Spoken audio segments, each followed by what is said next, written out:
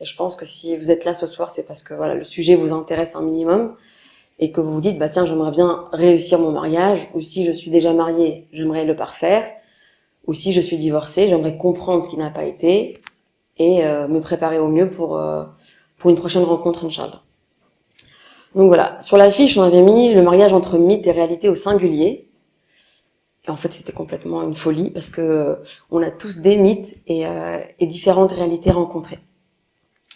Alors, je vous ai mis une petite définition du mythe. Donc, un mythe, c'est une construction imaginaire qui se veut explicative de phénomènes cosmiques ou sociaux et surtout fondatrice d'une pratique sociale en fonction des valeurs fondamentales d'une communauté à la recherche de sa cohésion. Donc, c'est-à-dire qu'en lien avec le mariage, un mythe en lien avec le mariage, c'est-à-dire que c'est une idée imaginaire que je me fais afin de me rassurer et de me projeter dans cette relation à deux que je vais vivre. Donc c'est dans ma tête, ok? Et puis après, quand on se marie, on l'a face à la tête, ok?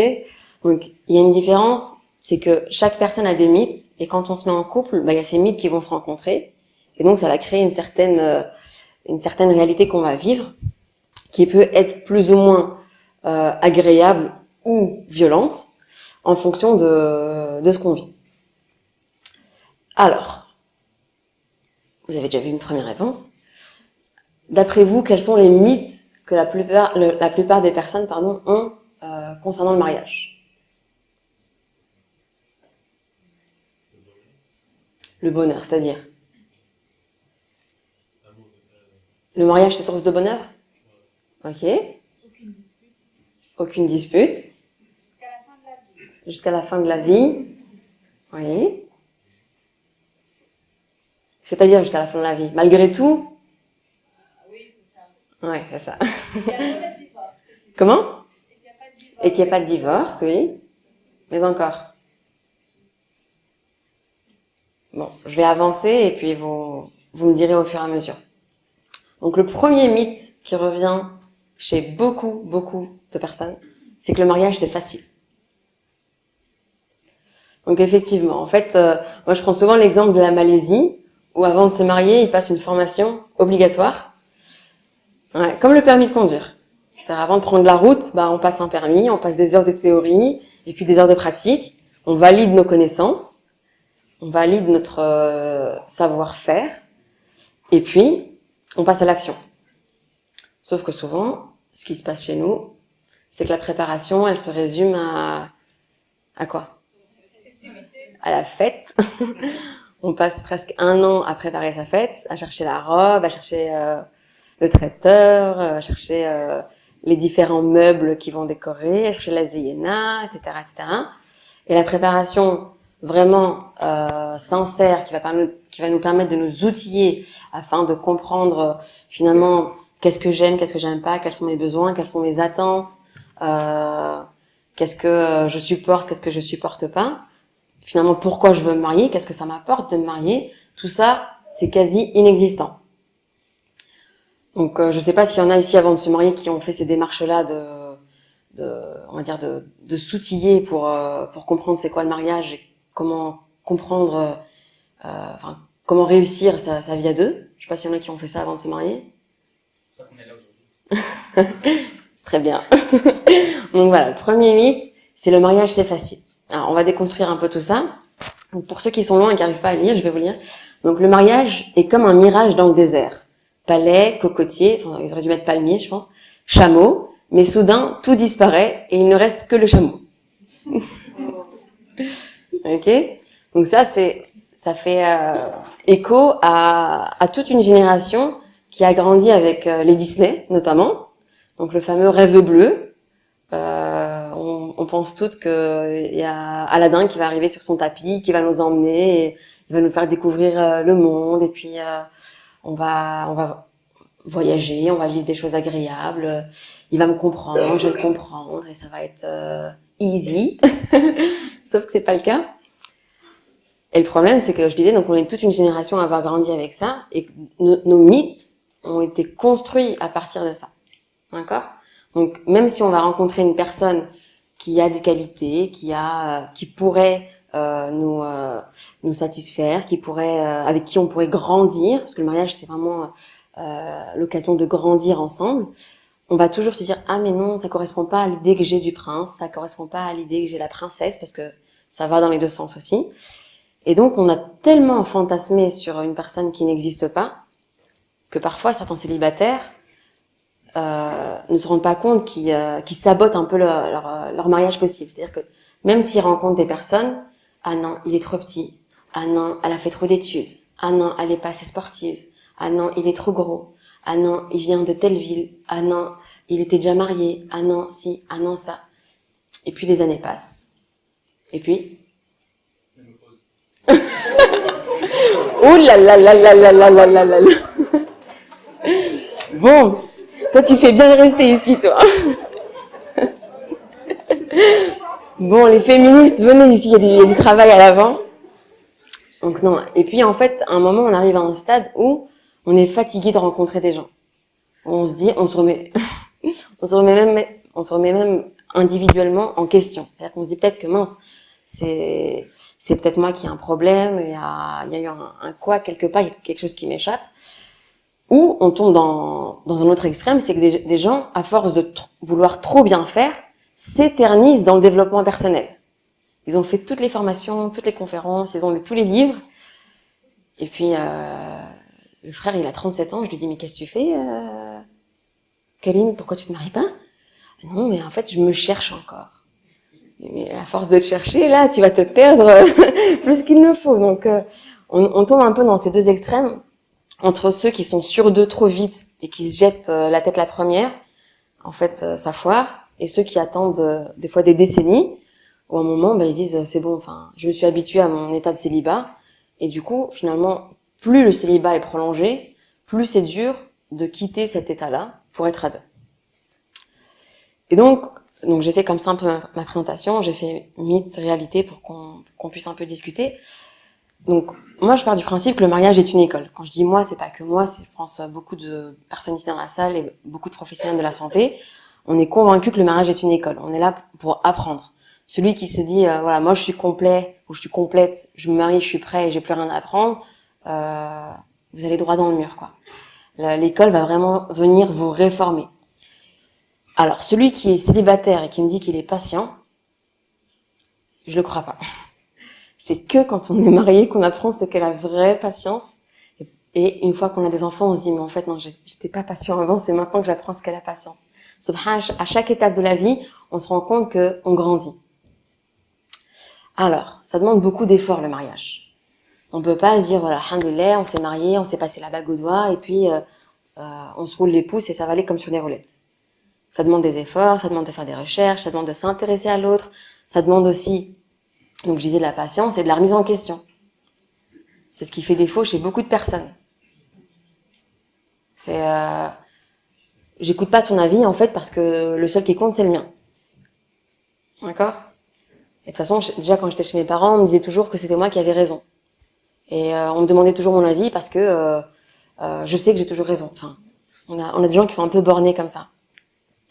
Donc cette remise en question, elle nécessite un certain état d'humilité aussi. D'être convaincu qu'on n'a pas la science infuse, qu'on n'a pas réponse à tout, et que quelqu'un d'autre peut nous apprendre bien plus que ce qu'on pense. Sauf que beaucoup de personnes se lancent dans on va dire l'aventure du mariage en se disant de toute façon moi je sais plus qu'elle ou je sais plus que lui, j'attends rien de cette personne.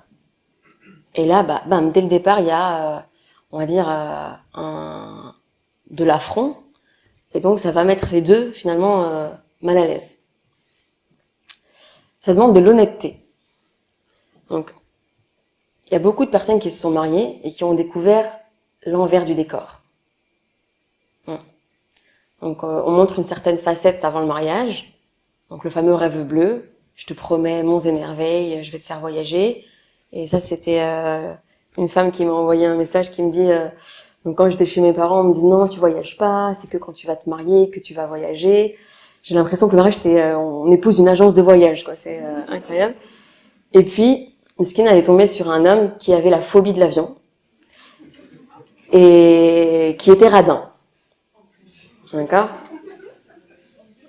Donc, ce sont des cas véridiques que je dis.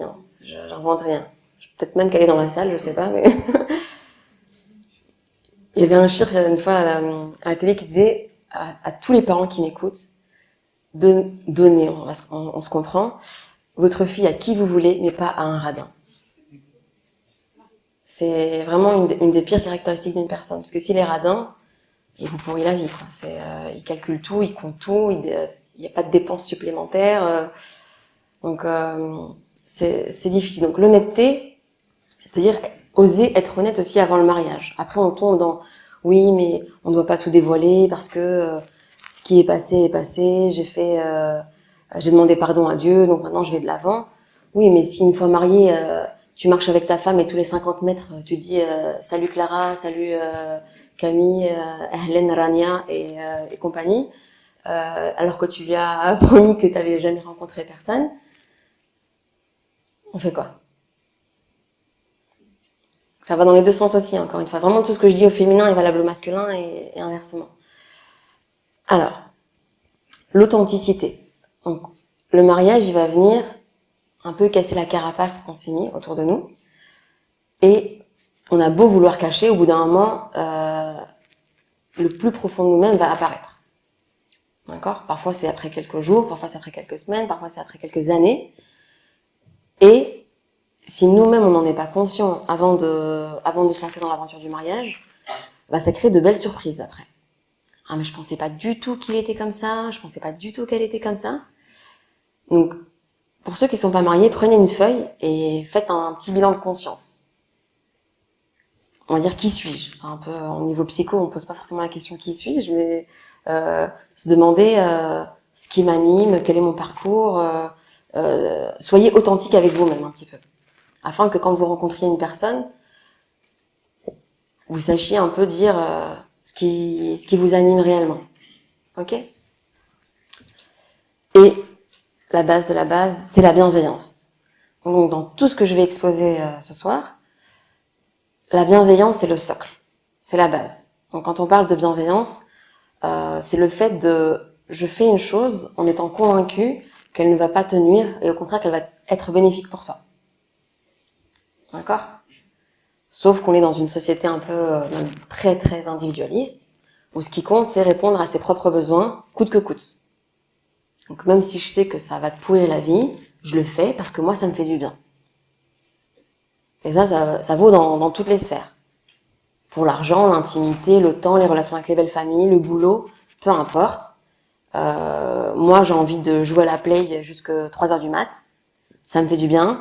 Toi, ça t'attriste parce que finalement, tu sens pas que je suis là pour toi. Mais je m'en fiche. Un exemple tout bête, mais aujourd'hui, par exemple, ce problème d'addiction au jeu est réel.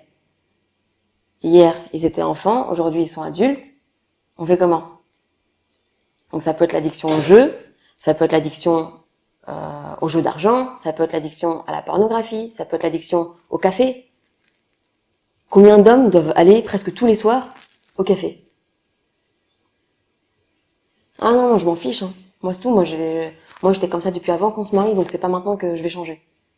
Et moi, sans ça, je peux pas me passer, je vais pas bien. Moi, il me manque un truc. Bon, mes potes, ils passent avant tout. Ou pareil pour la fille.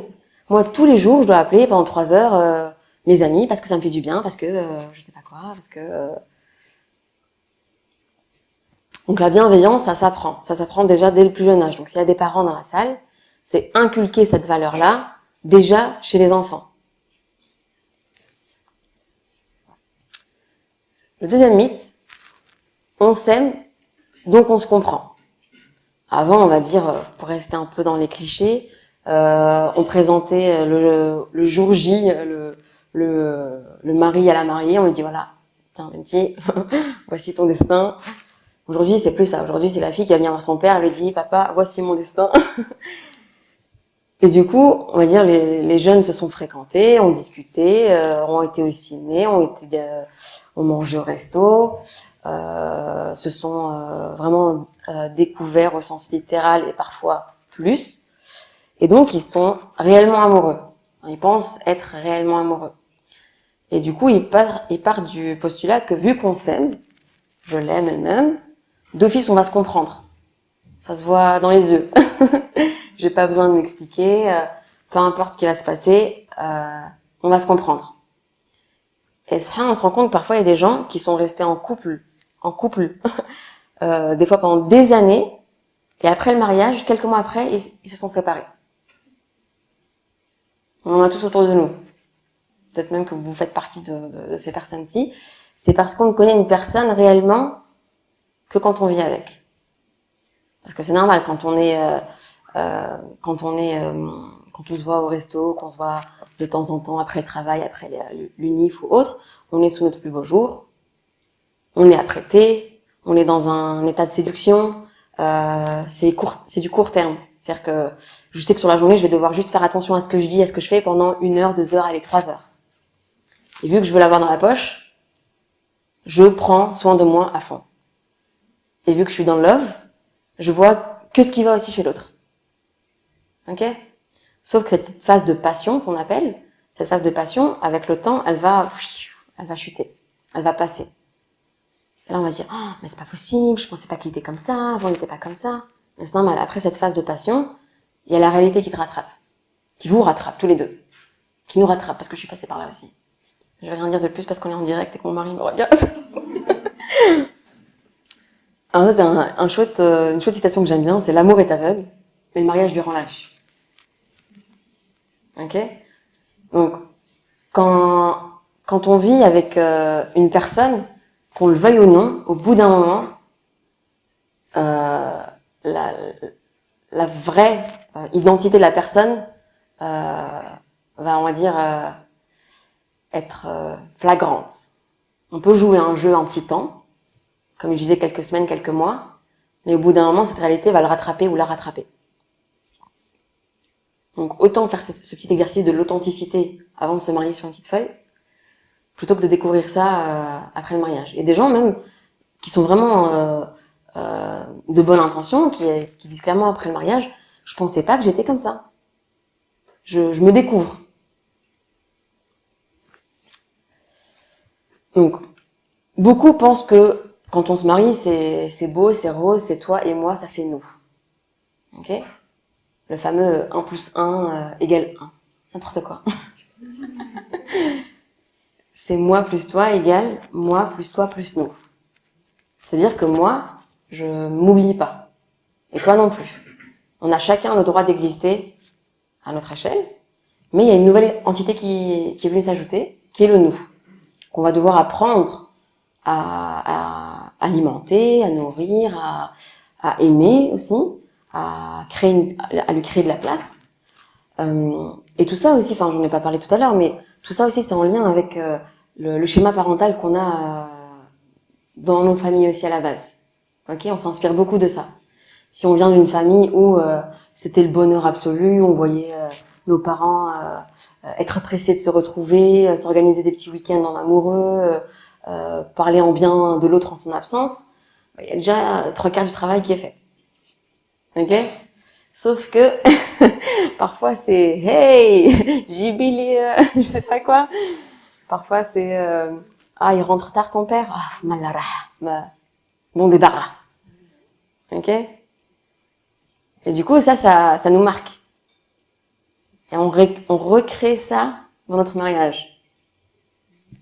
Donc on doit apprendre avant de se marier, ok. On doit apprendre, j'ai mis ici comprendre comment l'autre fonctionne. Un homme a ses particularités, la femme a ses particularités. Aujourd'hui, on est dans une ère où on veut effacer toutes ces différences entre les hommes et les femmes aussi. Nous, on a les mêmes droits. Déjà, on n'a même pas les mêmes droits, on n'a pas les mêmes salaires de base, mais on n'a pas la même manière de fonctionner.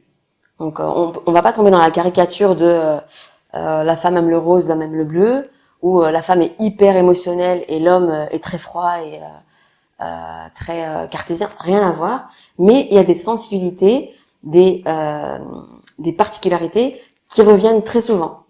Donc par rapport à ça, vous pouvez lire les hommes viennent de Mars, les femmes viennent de Vénus. Ça paraît un peu cliché, mais ça revient souvent. Typique, l'homme, les deux rentrent du boulot, l'homme il a besoin d'un peu de temps pour souffler, alors que la femme elle va avoir besoin de parler. On fait comment ? Elle est là, alors dis-moi ta journée, moi j'ai fait ça, nanana. Et lui, il lui dit, attends, laisse-moi juste une demi-heure, je veux souffler. Comment ça, tu veux souffler? Moi, j'étais pressée de revenir, j'étais pressée de te retrouver. Et ça part en clash. Mais c'est juste parce que on a une manière de fonctionner qui est légèrement différente. D'où l'importance de se former avant de se marier. Comprendre c'est quoi les besoins d'un homme, c'est quoi les besoins d'une femme.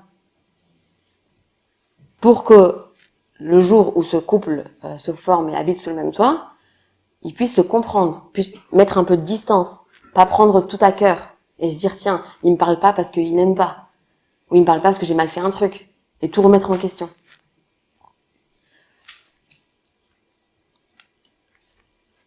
Alors, il y en a qui veulent pas être heureux, ils veulent juste avoir raison. D'accord ?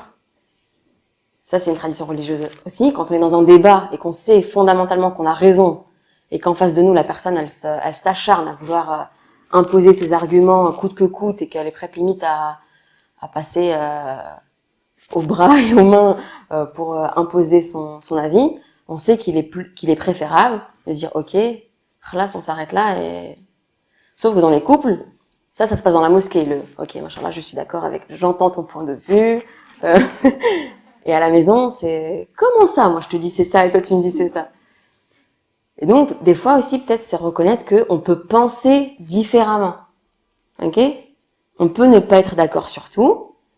On peut parfois, et on doit, laisser les choses passer, laisser le calme se réinstaller pour pouvoir discuter. Et que ce soit productif. Donc là, c'est typique en consultation. J'ai toujours des couples qui disent « Dites-lui que j'ai raison ». Ou la femme « Dites-lui que j'ai raison ». On nous prend un peu pour juge là, de devoir trancher. Mais pourquoi est-ce que tu vas avoir raison en fait? Pourquoi c'est important pour toi d'avoir raison? C'est ça qu'on va essayer de comprendre. Mythe numéro 3. Tadadada. Le mariage me rendra heureux, heureuse. On nous apprend depuis qu'on est petite, souvent, Inch'Allah, un jour, un homme il va venir, il va te rendre heureuse. Ok? On nous apprend à être heureuse via le mariage. Si vous n'êtes pas d'accord, vous levez la main. Tout le monde est d'accord. Et du coup, il y a des femmes... Oh, j'ai fait tomber un truc. Il y a des femmes qui sont, on va dire, réellement convaincues du fait que leur bonheur passe par le mariage. Au point où elles peuvent développer même des dépressions si elles sont célibataires. Sauf qu'on va voir après que le fait d'être dépressive ou dépressif, ça n'aide en rien. Ok? Donc la réalité numéro 3, ça c'est une phrase que j'aime bien et que je pense que chacun devrait dire à son ou sa fiancée, c'est je suis heureux, heureuse sans toi et j'ai décidé d'être heureux, heureuse avec toi. Et là, celui ou celle qui pensait être la source de votre bonheur, il va repartir en courant. Comment ça, c'est pas moi qui t'apporte le bonheur? Ok? C'est dur de dire ça. Hein.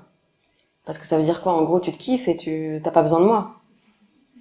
Qu'est-ce que je vais t'apporter? Il y a beaucoup de questions existentielles qui vont ressortir de là. Donc ça, c'est clairement prouvé dans plein d'études. C'est les couples formés de 2 célibataires heureux sont plus épanouis sur du long terme. C'est du bon sens. Ok? Parce que je sais qu'en chimie, moins et moins, ça fait plus. Sauf que dans les couples, dépressif plus dépressif, ça fait pas épanoui. Et aussi, un truc, c'est qu'on attire ce que l'on est. Si on est triste, qu'on met tout en question, etc., on est plus sujet à attirer des gens malveillants. Qui se disent, tiens, bingo, il y a de la souffrance, je vais me faire du fric. Ou je vais pouvoir là ou le manipuler comme je veux. Parce que dans tout ce que je dis là, je partais du principe que les 2 personnes étaient bienveillantes et avec de bonnes intentions. Mais malheureusement, on n'est pas dans le monde des bisounours. Il y a des gens qui eux-mêmes ont des problèmes et inconsciemment qui vont en créer d'autres. Et ça, c'est docteur Olivier Révol, c'est un neuropsychiatre et pédiatre qui était un enfant qui était hyper actif Et en grandissant, il s'est rendu compte qu'il avait une différence qu'il devait utiliser comme atout. Et donc, il s'est formé, il est devenu médecin, il s'est spécialisé dans les, on va dire, les neurosciences. Et il est arrivé au constat, et ça c'est du bon sens encore une fois, il est plus facile de construire un enfant solide que de réparer un adulte traumatisé. Oui. Soit je raconte n'importe quoi, soit vous êtes choqués de ce que je dis. Vous êtes d'accord, ok. Donc là, encore une fois, les adultes d'aujourd'hui sont les enfants d'hier. D'accord? Et les adultes d'aujourd'hui sont les parents de demain. Donc souvent, quand j'ai des parents en face de moi, je leur demande oui, c'est quoi qui compte pour vous? Qu'est-ce que vous voulez laisser à votre enfant? Et ça revient souvent, oui, je veux qu'il manque de rien, je veux qu'il soit heureux. La plus belle chose qu'on puisse donner à nos enfants, c'est d'être des parents heureux. Ok? Donc, et dans le cas où pour nous deux ça n'a pas été, qu'on se sépare bien et qu'on soit heureux chacun de notre côté. Parce que ça laisse des traces chez les enfants.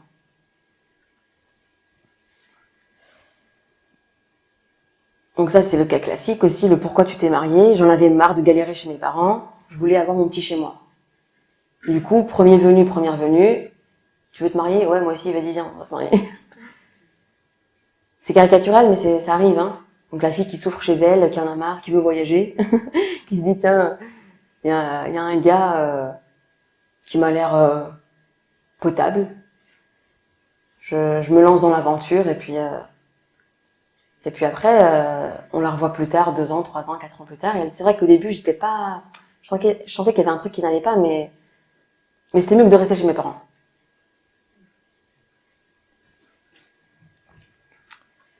Ça, c'est le mythe.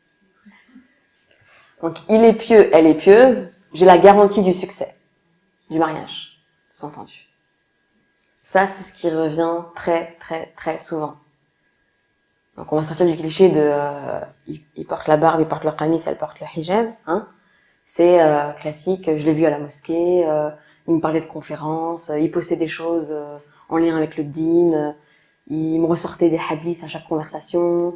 Elle me disait, attends, je te laisse, je dois prier parce que la prière à l'heure, c'est très important. Ok. C'était, je crois que c'était Rachid Haddad qui avait dit une fois à une conférence.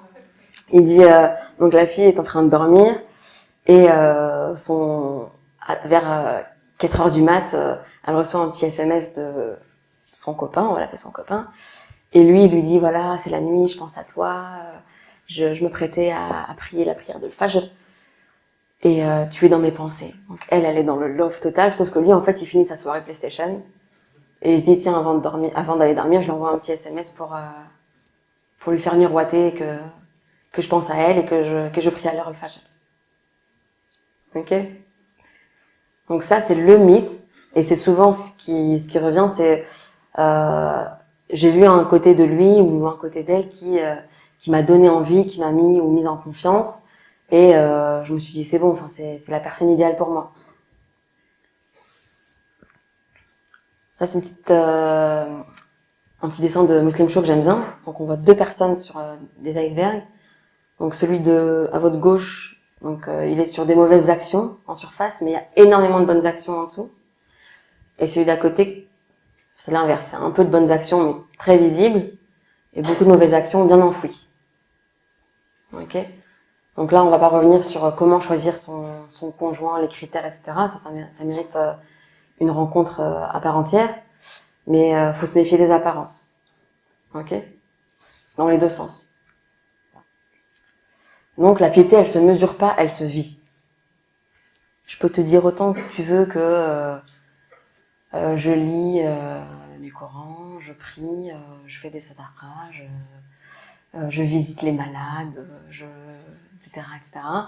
Ça reste du blabla, ok?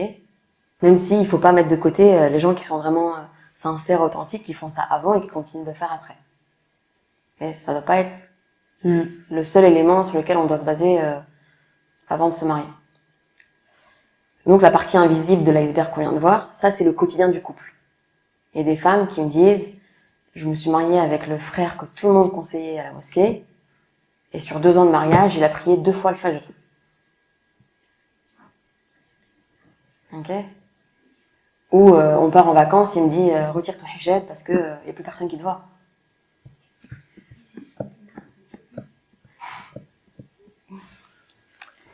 C'est joli, joli tout ça.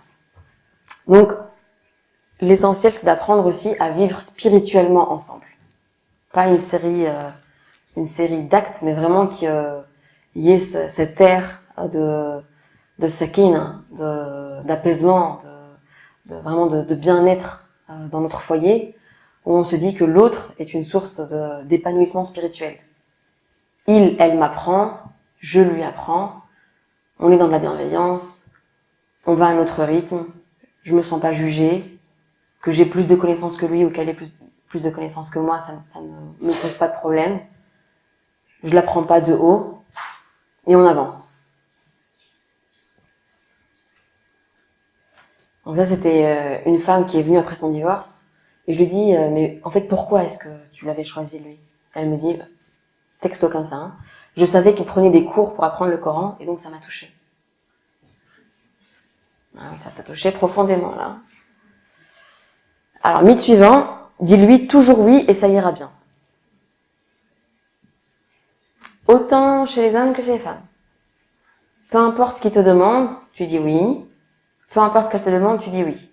Comme ça, il n'y a pas de frustration, il n'y a pas de conflit, il n'y a pas de prise de tête. Sauf que ça, sur du court terme, ça marche très très bien.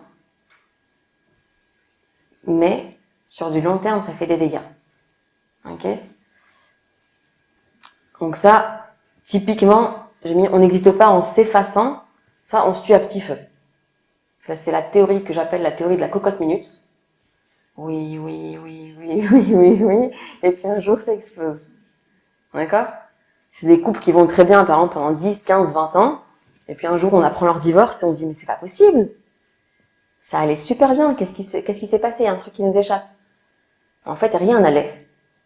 Rien n'allait. Donc, on peut dire oui à l'autre pour lui faire plaisir. Parce que voilà, c'est aussi ça le mariage, c'est apprendre à prendre en considération les besoins de l'autre. Mais pas si ça va contre votre volonté. Pas si vous sentez que ça vous manque de respect, que c'est au-delà de vos limites, au-delà de choses que vous acceptez. Ok? Mais parfois, il y a des personnes qui disent oui, j'accepte parce que sinon je vais le perdre ou je vais la perdre. Et j'ai eu tellement de mal à me marier que maintenant, tout ce qu'il me dit, c'est ok. Et ça, on revient sur un élément capital, c'est développer sa confiance en soi et l'estime de soi avant de se marier. Si moi, je sais quelles sont mes valeurs, quels sont mes principes, quelles sont mes limites, ce que je tolère pas, etc. Même si je suis dans une relation de couple, je vais pouvoir poser ces limites-là avec adresse et avec bienveillance, faire respecter mes droits, sans blesser l'autre. C'est tout un art. Ça s'apprend, et franchement, ça vaut le coup, parce que c'est bénéfique pour tout le monde, finalement.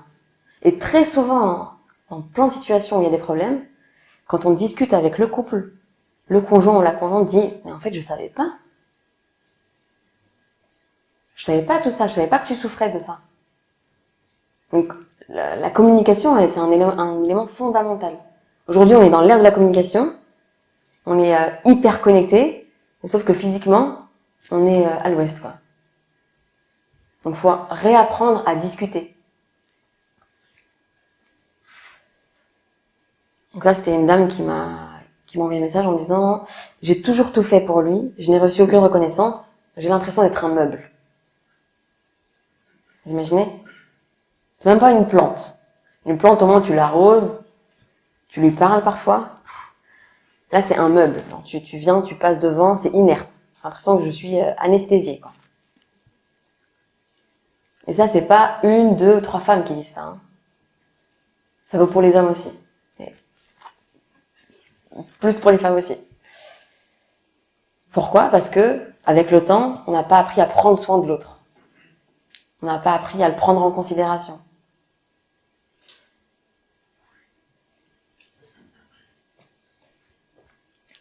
Donc par rapport à ce mythe-là, c'est un truc qui est important. C'est ok, tu peux t'énerver, tu peux être fâché, tu peux être jaloux, jalouse, etc. Ça, c'est je reconnais ton émotion, mais la manière dont ça se manifeste, je suis pas d'accord. Ça, c'est un truc qui revient, c'est non mais moi c'est bon, moi elle savait que j'étais un nerveux. Moi je suis un nerveux, c'est tout.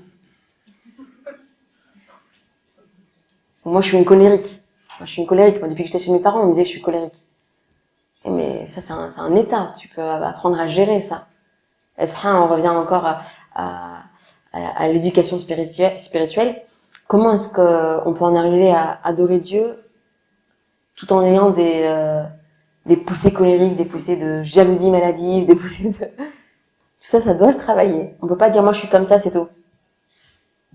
Quand je disais que le mariage est une école, c'est qu'elle va nous apprendre beaucoup de choses sur nous-mêmes. Elle va devoir nous apprendre à, en fait, mince, je pensais pas que j'étais comme ça, et je vais travailler pour effacer ce trait de caractère. En tout cas, pour le diminuer. Et j'en prends conscience. Attends, ma chérie, là, je vois que je m'énerve. C'est quoi, on va faire une petite pause, et on revient après. Avoir cette sagesse-là aussi de reconnaître ses défauts. Alors, en tant que sage-femme, je pouvais pas ne pas parler de ça. Mythe numéro 6, faire des enfants, ça solidifie le couple. Avec nos parents. Après, bon, la génération d'avant, c'est autre chose, parce qu'il y avait les femmes, par exemple, même si elles souffraient, elles n'osaient pas remettre les choses en question ou quitter, parce qu'il y avait une fragilité financière, une pression sociale, c'était vraiment un autre contexte. C'est pour ça que souvent j'entends, oui, mais les couples d'avant, machin-là, ils restaient mariés jusqu'à la mort. Oui, mais si c'est pour rester marié en souffrance, c'est pas non plus l'idéal. Après, je suis de loin en train de prôner le divorce. Hein. c'est pas du tout ça. C'est juste soit marié et heureux, ou divorcé et heureux. Et pas être marié en souffrance, ça n'a aucune utilité. Ni pour ton couple, ni pour tes enfants. Alors, l'arrivée d'un enfant, moi je l'ai imagé comme ceci. C'est un tsunami. Ok ? C'est un tsunami et les parents, c'est la digue. D'accord ? Si la digue, elle est fragile, je peux vous assurer qu'un bébé, c'est le début de la fin de votre histoire. Pourquoi ? Parce que un bébé, c'est une personne qui se rajoute dans le moi plus toi plus nous. D'accord ? On l'a vu tout à l'heure.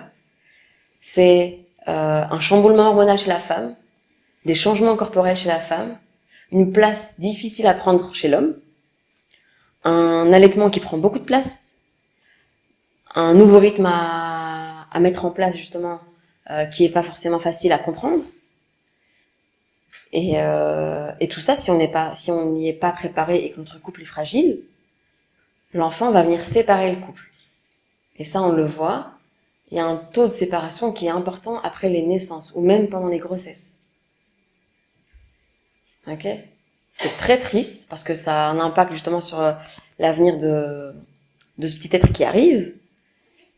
Mais ça montre à quel point en fait le couple n'était pas sur des bases solides à la base. Donc ça, c'est un petit témoignage d'une maman qui me dit je pense que toutes les mamans le diront avec un nouveau-né et avec l'allaitement, les nuits sont inexistantes. Si tu arrives à dormir 2 heures sans coupure, c'est l'extase. Sans rajouter les autres enfants qui t'ont sollicité toute la journée, tu es à bout. Tu subis les heures qui passent. Alors, soit soi-même et son conjoint on s'oublie dans la sphère amoureuse, où il n'y a pas d'envie, il n'y a pas de temps, on est trop fatigué et la nuit est inexistante pour se retrouver. Et tu survis dans ce chaos. Pour ceux qui n'ont pas d'enfants, je pense que ce témoignage vous a motivé plus que jamais. Après, toutes les naissances ne sont pas aussi traumatisantes que celle-ci, mais beaucoup. Pour rencontrer énormément de jeunes parents en tant que sage-femme, c'est vraiment quelque chose qui revient très très très souvent. C'est le fait que on n'est pas préparé à l'arrivée d'un bébé. Et ça met en péril l'équilibre du couple. Parce qu'on passe de couple conjugal à couple parental. Et très souvent, le couple parental va prendre le dessus. Donc la femme, elle devient que mère, l'homme, il devient que père. On est là que pour les enfants, H24. On appelle, ramène des couches, ramène du lait, va chercher de l'école, etc. Et là-dedans, les petits messages d'amour, les petites attentions, il n'y a pas. Et du coup, la femme peut se retrouver à se sentir comme un meuble, comme disait la femme tout à l'heure. Ok? L'impression d'être une machine. 6 heures, on se réveille, je caricature toujours comme ça, tartine, petit-déj, j'emmène les enfants à l'école, je rentre, je passe au Colruyt, je fais les courses, je range, je prépare le repas, je récupère les enfants, et c'est parti. Et du coup, les enfants, à ce moment-là, si le couple conjugal n'est pas développé, n'est pas solide, il survit pas. Et ça a un impact chez les enfants. Des enfants qui grandissent avec des parents qui se chamaillent toute la journée, c'est pas apaisant. C'est pas rassurant. L'enfant, il a besoin de sécurité. Et voir que finalement, déjà, ses parents, les figures qui sont censées représenter la sécurité, voir ses parents se déchirer comme ça, imaginez l'adulte qui va devenir. Un adulte fragile. Ça, il y a une étude que vous pouvez lire qui s'appelle Les 1000 premiers jours de l'enfant, qui commence déjà in utero. Donc, on commence déjà à compter quand le fœtus est justement dans l'utérus, jusqu'à 1000 jours, tout ce qui va se passer chez la mère, chez le père, ce qu'elle va manger, ce qu'elle va respirer, ce qu'elle va vivre comme émotion, ça va l'impacter jusqu'à la fin de sa vie, dans sa fragilité vis-à-vis de certaines maladies, dans ses relations affectives, dans ses relations avec les autres, dans la formation de sa personnalité. Ça a un impact. Donc c'est bien beau de dire oui, les enfants sont un dépôt dont on est responsable. D'accord? On revient toujours à ça. Vous voulez qu'on revienne sur du religieux? On revient sur du religieux. C'est du bon sens. Parce que c'est facile de sortir des enseignements du prophète sallallahu alayhi wa sallam, des versets. Tout ça, ça nous invite à nous réformer individuellement, à nous former à être des couples heureux, à nous remettre en question. Alors, aujourd'hui, on vit dans un monde où tout va très très très vite. Et du coup, on se dit, tu sais quoi, on n'a pas trop le temps de se voir. Du coup, il faut qu'on privilégie la qualité à la quantité. Qu'est-ce que vous pensez de ça? D'accord, pas d'accord? Pourquoi pas? Donc on se retrouve avec des couples qui se voient pas quasi toute la semaine et ils vont aller une fois dans le mois ou une fois toutes les 2 semaines au resto, où ils partagent presque pas de vie de couple au quotidien, mais pour les vacances, ils vont au bout du monde. Ok? La société, elle nous pousse à ça. Elle nous pousse à travailler plus, pour faire rentrer beaucoup plus d'argent, parce que finalement, pour qu'on puisse s'en sortir, on a besoin d'un certain salaire pour être confortable. Qu'est-ce qu'être confortable? On se rend compte que finalement, les riches ne sont pas plus heureux que les pauvres. Et là, on revient aussi à mettre de l'éthique dans notre consommation, de l'éthique dans notre rythme de vie. Si c'est travailler pour finalement ne plus se voir, pourquoi s'être marié?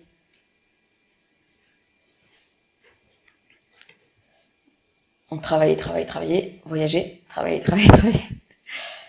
Donc moi, il y a des couples que j'appelle les colocataires. D'accord? On vit sous le même toit, on se croise, salem, il n'y a plus de lait dans le frigo.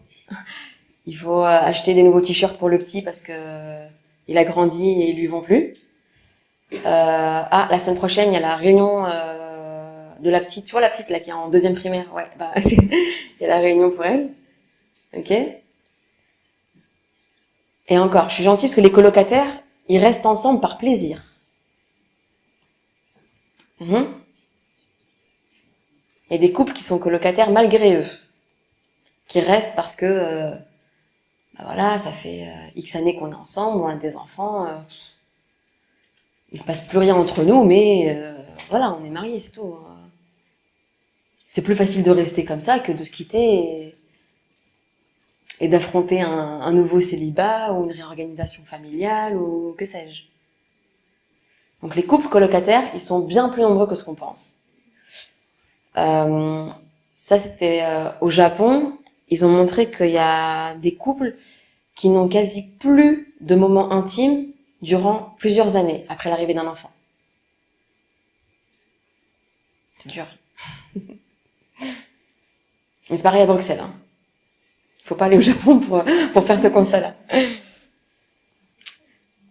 Alors, ça c'est le côté sexologue qui revient. Mythe numéro 8. Vu que nous sommes mariés, l'intimité va très bien se passer. Et j'ai mis un verset du Coran, donc la sourate 2, verset 187, qui dit « Hunna libasun lakum wa antum libasun lahun » Elles sont un vêtement pour vous, et vous êtes un vêtement pour elles. C'est une très très très très belle métaphore qui est utilisée pour décrire la relation de couple, la relation intime du couple. Donc ce verset, il nous rappelle à quel point justement on est un vêtement l'un pour l'autre. Un vêtement, c'est quoi sa fonction? Couvrir, réchauffer, protéger des dangers extérieurs. On le choisit à sa taille. Ni trop petit, ni trop grand. Et à son goût. Pas au goût de la maman ou du papa. Ou de la copine. Ou du copain. Ou le premier vêtement que je trouve. C'est les soldes, il y a une super bonne affaire. je prends. Ok? Donc ce verset-là, il résume en fait les relations intimes du couple. C'est-à-dire que c'est une relation dans les deux sens. C'est un travail de l'homme vers la femme et de la femme vers l'homme. Alors, ce qui se passe, et ça c'est le constat dans la communauté arabo-musulmane, c'est que, enfin, et ça c'est, on va dire, même dans toutes les communautés, il n'y a pas d'éducation sexuelle saine qui est faite. D'éducation sexuelle positive qui est faite. Ok? Aujourd'hui, on est dans une société où il y a de la sexualité. Non, il y a du sexe partout, mais pas de sexualité, en fait.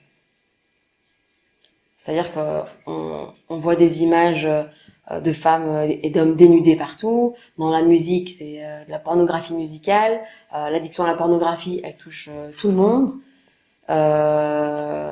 Les hommes et les femmes ont des relations déjà, on va dire, avant de se marier, une fois mariés en dehors enfin, de manière extra-conjugale. On apprend pas en fait c'est quoi la sexualité. Comme si en tant que musulman on était anesthésié, comme si on n'avait pas de désir sexuel. Et ce qui se passe c'est que du coup c'est très problématique chez nous parce que et les hommes et les femmes sont frustrés de la situation. On se dit bah c'est super, on va se marier, on va faire ça on va dire de manière licite, on va même être récompensé. Subhanallah, on est la seule religion qui prône la sexualité dans le cadre du mariage et pour laquelle on est récompensé. Si elle est faite avec respect. Mais, sur le terrain, on voit quoi? On voit des femmes qui ont la phobie de la sexualité, des hommes aussi qui savent pas comment s'y prendre. Finalement, ils se comprennent pas sur ce sujet de l'intimité, alors que l'intimité est un des piliers fondamentaux d'une relation de couple.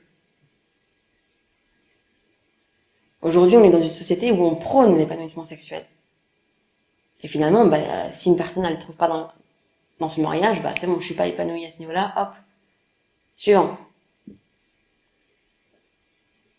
Avant, les gens ne divorçaient pas pour des problèmes sexuels.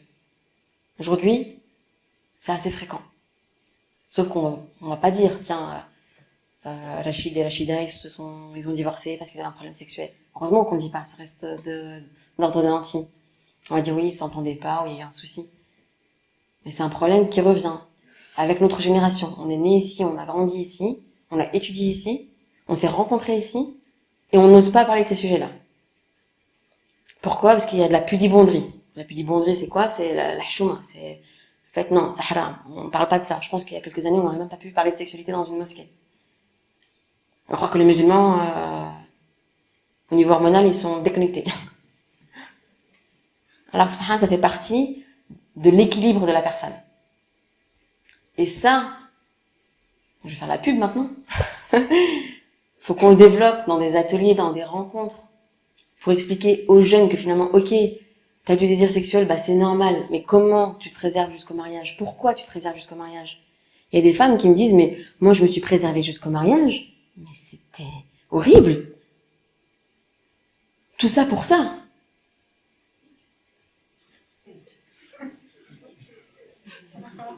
Mais c'est vrai, je suis désolée. On nous demande de nous préserver, mais au final, je me retrouve avec un homme qui est brutal, qui ne parle même pas d'émotion, qui est que dans du physique. Et c'est pas de votre faute, les hommes. C'est parce que c'est un problème social. Parce que ça, c'est un truc aussi. Hein. Il y a des femmes qui ont souffert et du coup qui en veulent à la gente masculine et qui disent tous les hommes sont pareils, il n'y en a pas un pour rattraper l'autre, ils pensent qu'à ça. Mais les hommes, ça les arrange pas hein, que ça se passe pas bien intimement. Et ça, qu'on le veuille ou non, les enfants le ressentent. Papa et maman, quand ils sont frustrés intimement, je le sens, je le sais. Je vois que papa et maman, ils se croisent, ils sont comme des meubles. Il n'y a même pas un petit bisou, il n'y a même pas je te touche l'épaule, je te dis un mot doux. Ça fait partie de l'intimité que les enfants perçoivent et que les enfants ont besoin de ressentir. Si finalement, maman et papa ne sont pas intimes et qu'on me dit, tiens, préserve-toi jusqu'au mariage, on m'arnaque là. On me dit, tu fais rien, mais une fois marié, il se passe toujours rien. C'est problématique. Donc, éduquons par le bon exemple, de manière sensée. Enfin, le mythe numéro 9, c'est les couples heureux n'ont pas de problème. Les célibataires ont des problèmes. Les célibataires ont des problèmes, les gens mariés ont des problèmes, tout le monde a des problèmes. Donc ça, c'est une croyance. Sauf que les couples heureux ont décidé de se mettre d'accord pour avoir des désaccords. C'est un peu space. Mais on revient à ce qu'on a vu un peu plus tôt, c'est mon objectif, c'est pas d'avoir raison en fait. Mon objectif, c'est qu'on discute, qu'on échange, que je te partage mon avis. Je peux comprendre et je suis d'accord pour qu'on n'ait pas le même avis, et c'est pas grave. Même si on est marié, on ne doit pas être d'accord sur tout. Parce que franchement, ce serait ennuyant. Le but, c'est de pouvoir débattre, échanger, grandir, s'intéresser à l'autre, peut-être même changer d'avis parfois. Et les couples heureux ont appris à gérer leurs problèmes. Ils ne fuient pas, ils ne rabaissent pas, ils n'humilient pas, ils ne crient pas. C'est-à-dire que quand il y a un conflit, ça chauffe là à l'intérieur, c'est en train de monter là. Qu'est-ce que tu me racontes là? T'es en train de m'arnaquer, t'es en train de me blesser, t'es en train de me manquer de respect. Et donc ça réveille des choses en nous. Et avoir l'intelligence pour dire à la personne en face, écoute, là, on va faire une petite pause, on va mettre les choses à plat, on va discuter, ou là je me sens pas prêt ou prête pour discuter, je vais aller faire un tour, je vais faire mes ablutions, je vais faire ma prière. On revient au fondamental. Parce que c'est bien de dire, de parler de ces sujets-là à la mosquée, de dire voilà, quand la personne se sent qu'elle est dans un état, qu'elle est hors d'elle, qu'elle puisse faire ses ablutions, si elle est assise, qu'elle se lève, si elle est allongée, qu'elle s'assied, si elle est dans un endroit qu'elle sorte, qu'elle fasse des invocations. C'est bien de dire ça. Mais après, dans le concret,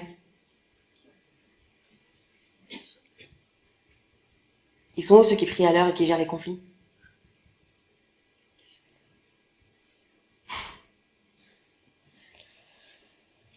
Alors, dernier point, je voulais un peu expliquer les différentes phases du couple au fil de la vie.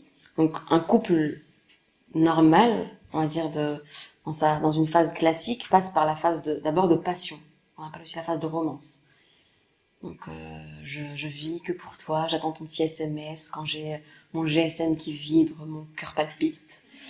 Je perds l'appétit et rien que quand on cite ton nom, ça y est, je ne me sens plus. Et je ne vois que ce qui est beau en toi, je ne montre que ce qui est beau en moi, et tout le monde est gentil, tout le monde est content. Et puis, il y a la phase de construction.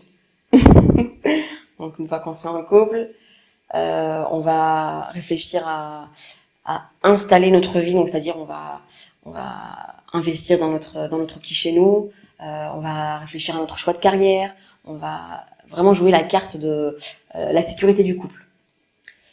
Et puis la phase suivante, il y a ce qu'on appelle la phase d'investissement personnel, celle dans laquelle beaucoup de gens sont en ce moment avec tout l'attrait pour le développement personnel, se rechercher, se connaître, développer votre potentiel, etc., etc., qui est très très bien. Sauf que parfois, il y en a, à ce moment-là, ils prennent conscience qu'ils sont en train de vivre avec un boulet. Ou une, je sais pas comment on dit, le féminin de boulet, une boulette. À ce moment-là. Et du coup, se disent, mince, j'ai pas fait le bon choix, c'était pas stratégique, je me rends compte que je recule plutôt que j'avance. Et c'est dur quand il y a un décalage dans le couple comme ça, où il y en a un qui avance et que l'autre... mais je comprends pas ce que tu dis là, ça fait 10 ans on est bérir, qu'est-ce que tu me racontes là de me réformer, de changer, de faire la liste de ce que j'aime, qu'est-ce que tu m'amènes là? Donc ça c'est difficile. Et puis à la phase de maturité, où là on va prendre un peu de recul, on va réfléchir à tout ça, et finalement on va se rendre compte que notre couple il est pas si mal que ça, qui nous a beaucoup appris, qui nous a permis de grandir, que on a fait un bon bout de chemin ensemble, et qu'on décide de rentrer dans notre dernière phase, qui est la phase de sécurité, ce qu'on appelle la phase automnale du couple, où on décide de finir notre vie ensemble. Ça, c'est les différentes phases du couple. Sauf qu'à chaque changement, c'est une période de crise. Ok ? C'est une période de crise, et un truc qui est capital aussi, et que beaucoup de gens pensent, c'est que quand on est marié, l'autre est acquis. L'autre est acquise. Ok ? Sauf qu'aujourd'hui, il y en a qui sont à l'affût, qui veulent vous prendre. Et du coup, si vous prenez pas soin de vous et pas soin de l'autre, votre relation, elle peut être mise à mal. Donc, la femme, elle peut être séduite par un collègue, l'homme, il peut être séduit par une collègue, ça peut être à la mosquée, ça peut être... venez à la mosquée, c'est très bien la mosquée, je ne dis pas de pas venir. Mais ça peut être partout, cette attirance en dehors du cadre du mariage, elle existe. Les relations extra-conjugales, elles sont là. Et où est-ce qu'elles commencent ? Elles commencent déjà par le regard. C'est pour ça qu'on dit le premier regard est pour toi, le deuxième est contre toi. Si tu sais qu'il y a eu un regard où il y a quelque chose qui s'est passé dans ton corps, tu regardes pas une deuxième fois. Parce que sinon, tic, tic, tic, tic, et on est parti.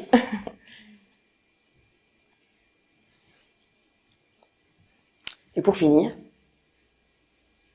jusqu'à ce que la mort nous sépare et qu'Allah nous réunisse au paradis.